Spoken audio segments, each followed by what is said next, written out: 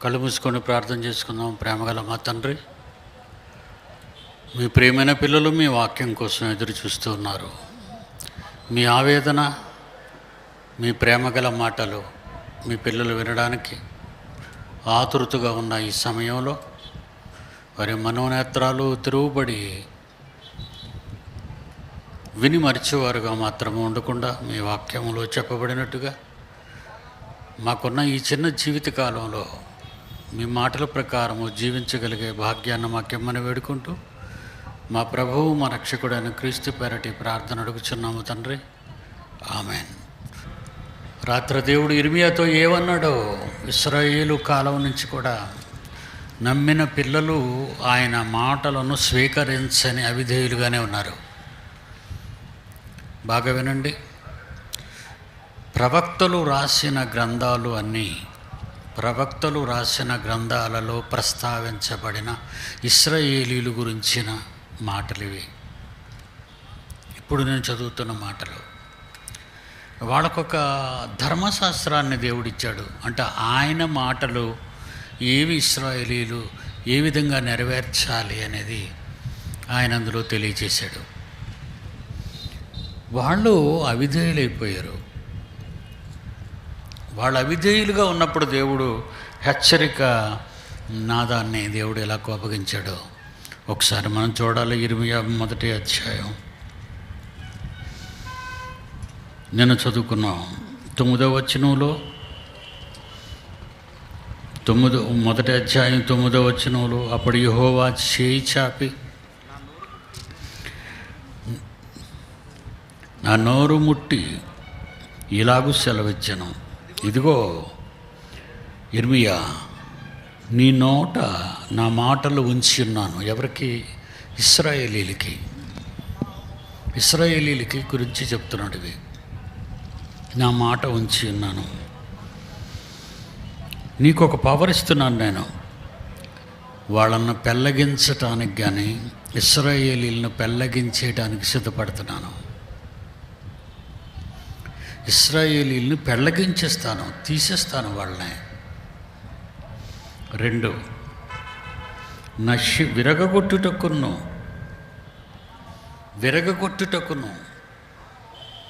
ఇశ్రాయేలీలను పెళ్ళగిస్తాను. ఇశ్రాయేల్ అంటే దేవుని పిల్లలు అని అర్థం. దేవుని పిల్లల పైన ఆయన ఆవేశం, ఆయన కోపం. కట్టుటకును, నశింపజేయుటకును, పడద్రోయుటకును, కట్టుటకును, నాటుటకును ఈ దినమున జనముల మీదనో రాజ్యముల మీదనో నిన్ను నియమించి ఉన్నాను. రాజ్యాల మీద కూడా. అంటే ఆ రోజు ఇశ్రాయేలు రాజ్యం ఒకటే. ఈరోజు ఆ రోజు ఆ శాపం ఆరంభమై, బాగా వినండి,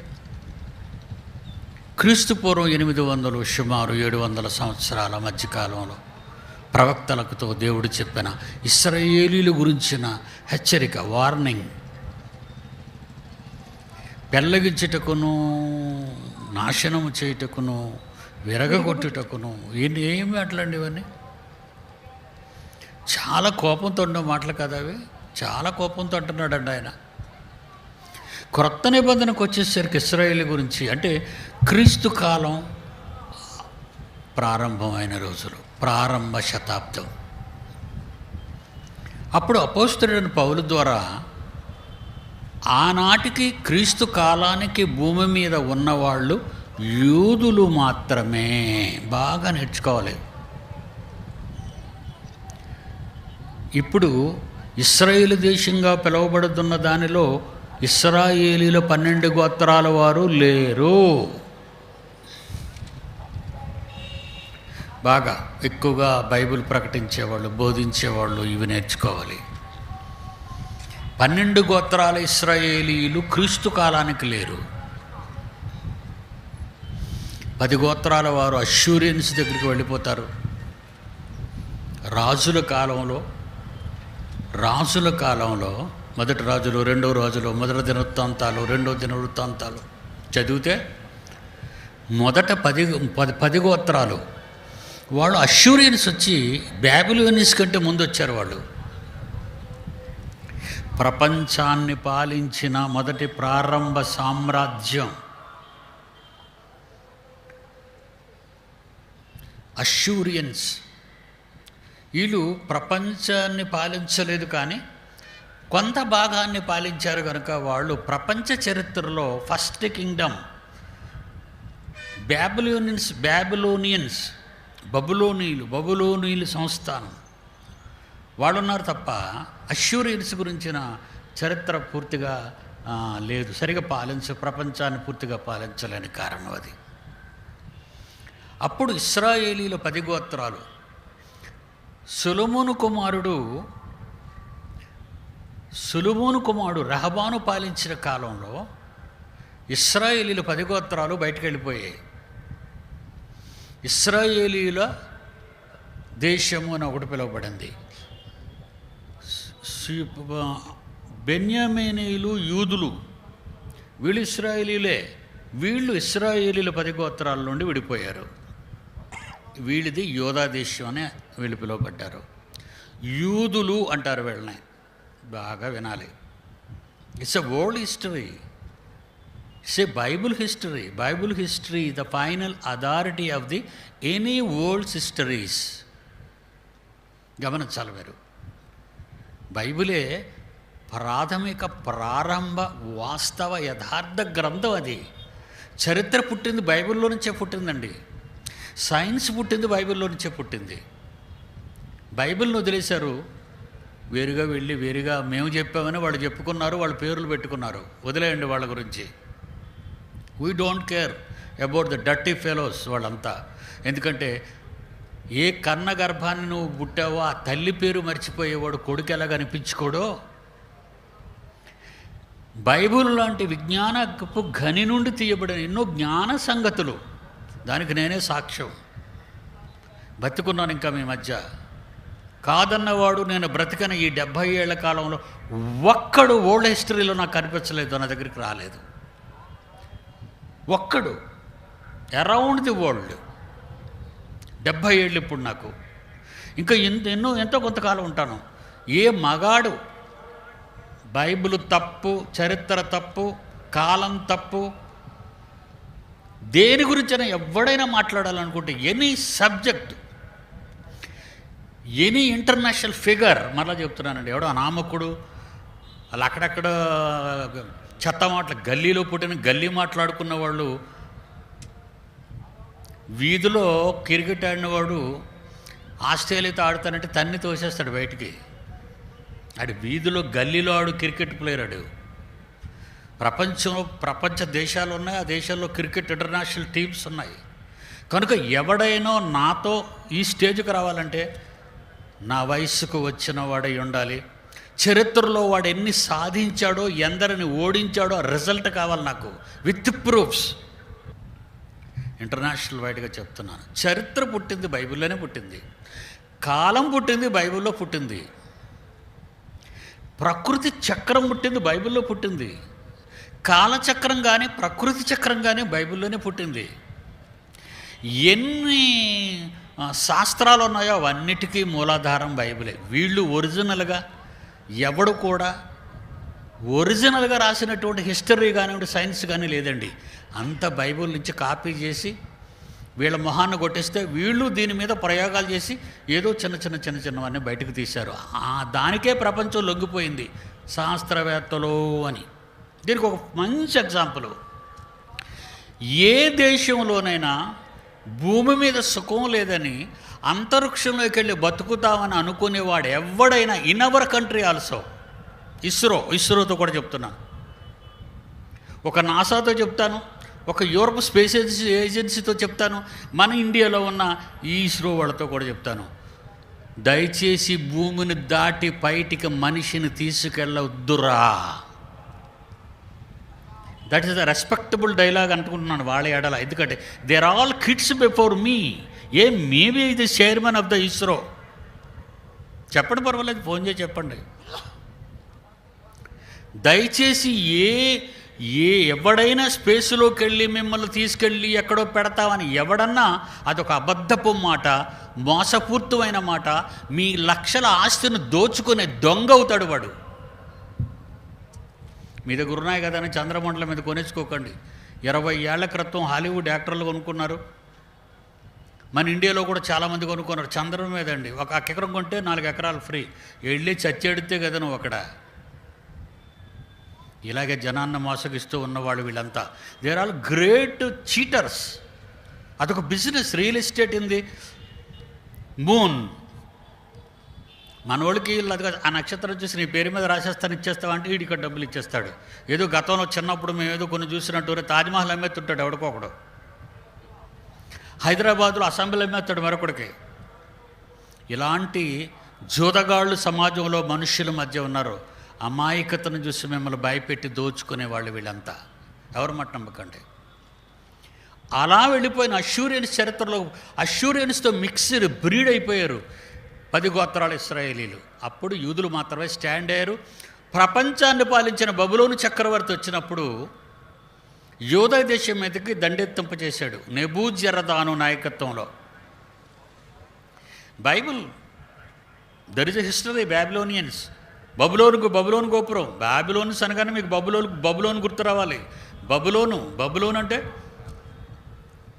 బాబెలు, ఇరాక్. దాని తాలూకు పునాదులు శిథిలమైపోయిన పునాదులు. ఇరాక్కి వెళ్ళి వాళ్ళంతా చూసి వస్తారు, నో ప్రాబ్లం. అక్కడ ఉంది.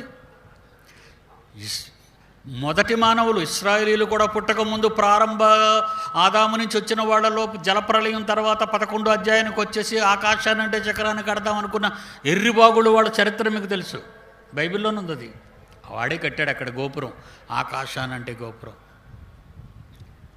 గోపురం లేదు, పాడు లేదు. దాని తాలూకా పునాదులు మీరు ఇరాక్లో మీరు చూడగలరు. That is Baghdad. Iraq capital is the Baghdad. అందుకే బాగ్దాదులో గజ్జి దొంగలు ఉంటారు. బాగ్దాద్ గజ్జి దొంగ అంటారు. సినిమా తీశారు. బాగ్దాదులో ఉన్నోళ్ళంతా దొంగలు. చివరి దొంగే సద్దాం. వాడు ఎంత దొంగ అంటే పక్కనున్న కువైట్ దేశంలో నూనె ఎక్కువగా వస్తుంది కువైట్లో. అది కొట్టేయాలని అమ్మ కడుపులో పడగానే బాబు వదిలిపోతే, బాబు పోయిన తర్వాత ఎలాగ పెంచాలో కన్న తర్వాత రోడ్డును వదిలేస్తే, సద్దాం తల్లి అండి,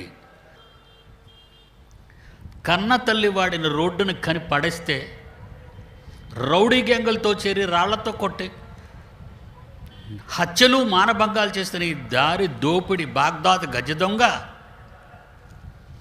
దేశాన్ని వదిలి పారిపోతాడు. అలా పారిపోయిన వాడు కొన్ని సంవత్సరాల తర్వాత ఆఫ్టర్ 20 years వాడు అగైన్ బాగ్దాదులో ఎంటర్ అవుతాడు. అది ఇరాక్లో ఎంటర్ అవుతాడు. సైన్యంలో చేరుతాడు.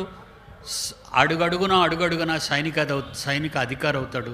జనరల్ అయిపోతాడు. వాడు ఇరాక్ దేశాన్ని ఎంత క్రూరంగా పాలించాడో మీకు తెలియని చరిత్ర అంటూ కాదు. ఎందుకంటే అప్పటికి మీరు అందరూ పుట్టే ఉంటారు. 90 నుంచి వీడి తాలూకా చరిత్ర, వీడి పిల్లల చరిత్ర ఎప్పటికప్పుడు న్యూస్ పేపర్లో వస్తూనే ఉంది.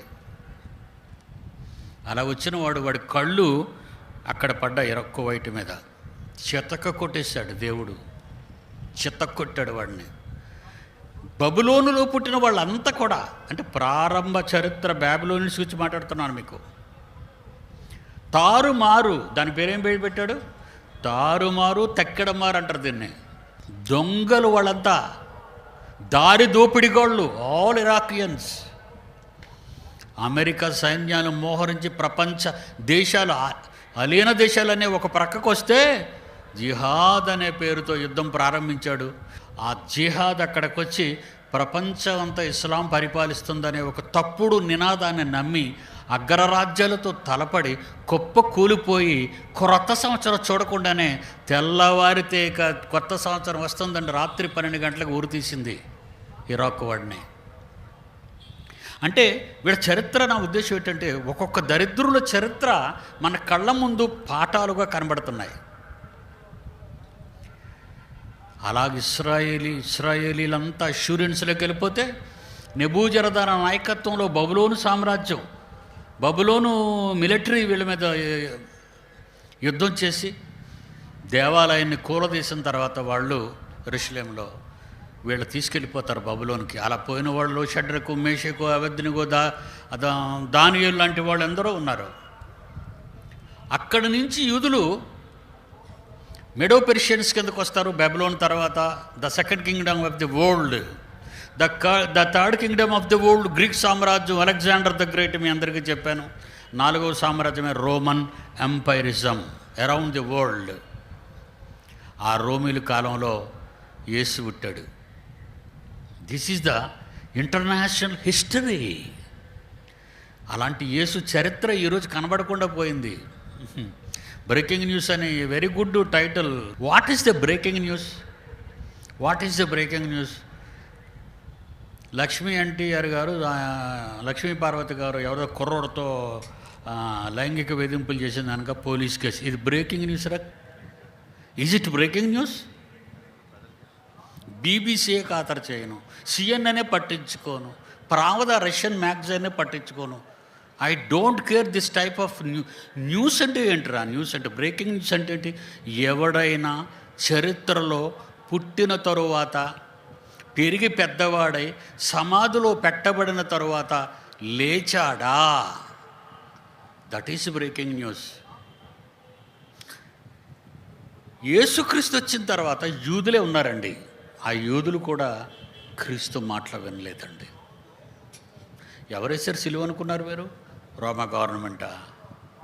ఇతన్ని సిలువ వేయడు. రోమా ప్రభుత్వం అంటుంది ఇతనిలో మాకు ఏ తప్పు కనిపించలేదయ్యా, రోమా న్యాయ చట్టం ప్రకారంగా ఇతని మీద మాకు ఏ తగువు, ఏ నేరం రూపింపబడలేదు కనుక ఇతను నేను విడుదల చేసేస్తున్నాడు గవర్నరు.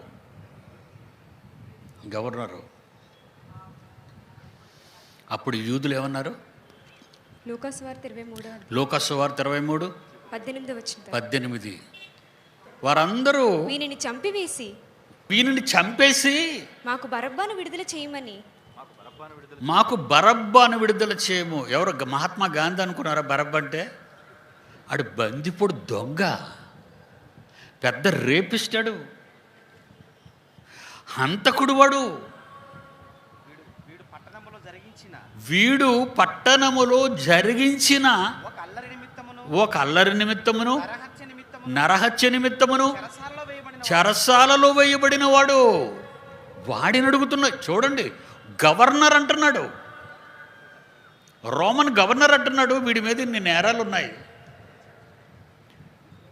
కసబగాడ మీద ఎన్ని నేరాలు ఉన్నాయో, బిన్ లాడెన్ మీద ఎన్ని నేరాలు ఉన్నాయో, సద్దాం గాడి మీద ఎన్ని నేరాలు ఉన్నాయో, అన్ని నేరాలు ఉన్నాయి వీడి మీద. వీడిని విడుదల చేయమంటున్నారా అన్నా సరే వాళ్ళు ఒప్పుకున్నారా అండి? ఏమన్నారు ఫైనల్గా? ఒప్పుకున్నారా వాళ్ళు? ఫైనల్గా ఏమంటున్నారు యూదులు? వీనిని సిలువ వేయము, వీనిని సిలువ వేయము, సిలువ వేయమని కేకలు వేసిరి. వారి కేకలే గెలిచెను. అక్రమం, అన్యాయం. దేవుని పిల్లలారా, అలాంటి యూదుల విషయంలో ఎక్కడ ఇశ్రాయేలీల రాజుల పాలన కాలంలో ఇశ్రాయేలీ యూదులైన తన పిల్లల్ని, యూదులు పడుకున్నారు క్రీస్తు కాలానికి, క్రీస్తు ముందున్న కాలంలో ఇశ్రాయేలీలు ఉన్నారు. 10 గోత్రాల వాళ్ళు పోయారు. మిగిలిన 2 గోత్రాలు బెన్యామీను, యోధా గోత్రికులుగా పిలువబడ్డారు. వీళ్ళ కాలంలోనే ప్రవక్తలు పుట్టారు. ఇశ్రాయేలు కాలం నుంచి ప్రవక్తల వరకు వీళ్ళే ఉన్నారు. యేసుప్రభు వచ్చినంత వరకు వాళ్ళు ఏమన్నారు? పెళ్ళగించేస్తాను వెళ్ళని చెప్పు, నరికేస్తానని వెళ్ళని చెప్పు, నాశనం చేసేస్తాను యూదులని చెప్పు అని అన్న దేవుడు దెస్సలోనిక పత్రిక పౌలు గారు రాసేటప్పటికి దేవుడు అన్న భయంకరమైన శాపం మాట్లాడుతున్నాడు. చూడండి, దేవుడు యూదుల మీద. దెస్సలోనికలకు రాసిన పత్రిక మొదటి పత్రిక 2వ అధ్యాయము 15. అందరూ బైబిల్ తీసి చూడండి, దేవుడు ఏమన్నాడు. అది ఈ మాటలు చెప్పి 2000 years అయింది సుమారు. దేవుడు ఈ మాటలు పరిశుద్ధాత్మ ప్రేరణతో పౌలు ద్వారా రాయించిన ఈ మాట యూదుల గురించి వాళ్ళ ఎండింగ్ ఎలాగుంటుంది, వాళ్ళ ఎండింగ్ ఎలాగుంటుందంటే చెప్తున్నాడు, ఆ యూదులు తమ పాపములను ఎల్లప్పుడూ సంపూర్తి చేసుకొనుచు ప్రభువైన యేసుని ప్రవక్తలను చంపిన కూనికోరు హంతకులు. వాళ్ళంతా యూదులు హంతకులు. మమ్మును చంపి అపోస్తులమైన మమ్మల్ని చంపటానికి ఎన్ని కుట్రలు పన్నుతున్నారు. అన్యజనులు రక్షణ పొందుటకై, అన్యజనులు దేవుని బ్రేకింగ్ న్యూస్, క్రీస్తు మీ కొరకు సిలువ వేయబడి తిరిగి లేచాడని చెప్పటానికి మేము వెళితే వారితో మేము మాట్లాడకుండా మమ్మను ఆటంకపరచుచు దేవునికి ఇష్టలు కాని వారును, దేవునికి ఇష్టలు కారు మనుషులందరికీ మనుషులందరికీ, ప్రపంచంలోనున్న మనుషులందరికీ విరోధులు. దేవుని ఉగ్రత వాళ్ళ నాశనం అయిపోయినంత వరకు వాళ్ళ మీద ఉంటుంది అని బైబిల్ చెప్పింది. చితక్కుట్టు వదిలేస్తున్న అరబ్ దేశాలన్నీ వాళ్ళని. చిన్న దేశం అయిపోయిందండి పాలస్తీనా. ఎంత పెద్దదండి చరిత్రలో. పాలస్తీనా ఎంత పెద్దది ఇచ్చాడు పాలు తేనెలు ప్రవహించే దేశంలో. ఇస్రాయేల్ దేశం అంటే ఈరోజు కర్నూలు అంత ఉంటుంది అంతే.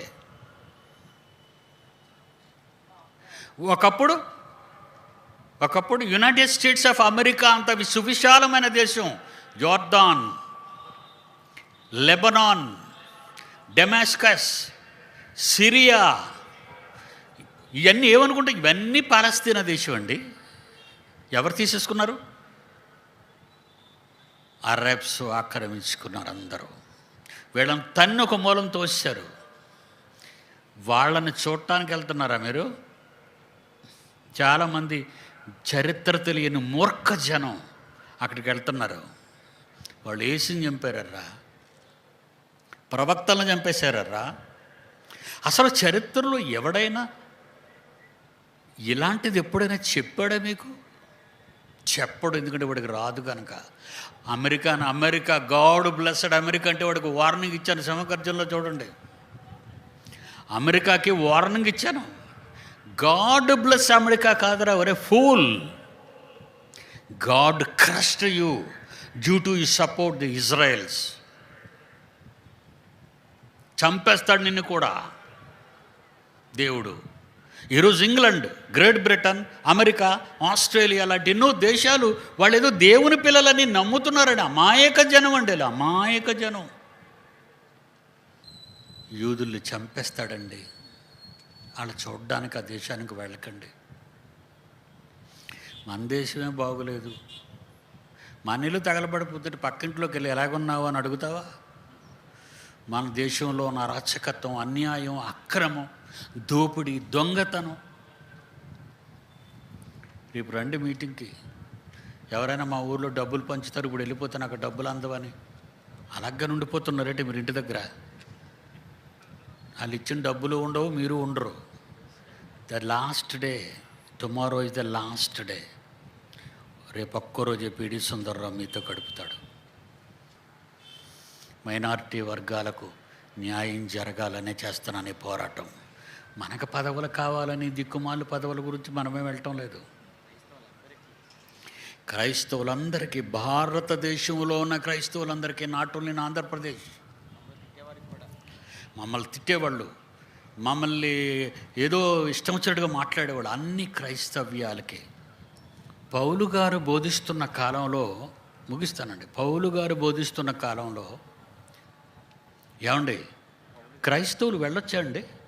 క్రైస్తవులు ప్రభుత్వం దగ్గరికి వెళ్ళకూడదా? అధికారుల దగ్గరికి వెళ్ళకూడదా? మనం తండ్రిని ప్రార్థించాలి. తండ్రే మనకు అన్నీ చూస్తాడు. నువ్వు భూమిని పండించకు, తండ్రిని ప్రార్థించు. కూడు నీకు ఒక గిన్నెతో అక్కడ పెడతాడు దేవుడు. మరి కనీస జ్ఞానం లేదురా? ఏం మాట్లాడతారు మీరు? మనకు హక్కులు వెళ్ళొద్దా? పౌలు గారు ఎక్కడికి వెళ్ళారో తెలుసా? ఎందుకు వెళ్ళారో తెలుసా? తీయండి రెఫరెన్స్. ప్రారంభ శతాబ్దంలో దేవుని కోసం, క్రైస్తవ హక్కుల కోసం, క్రైస్తవ్యం కోసం పోరాడిన మహనీయుడు ఆయన.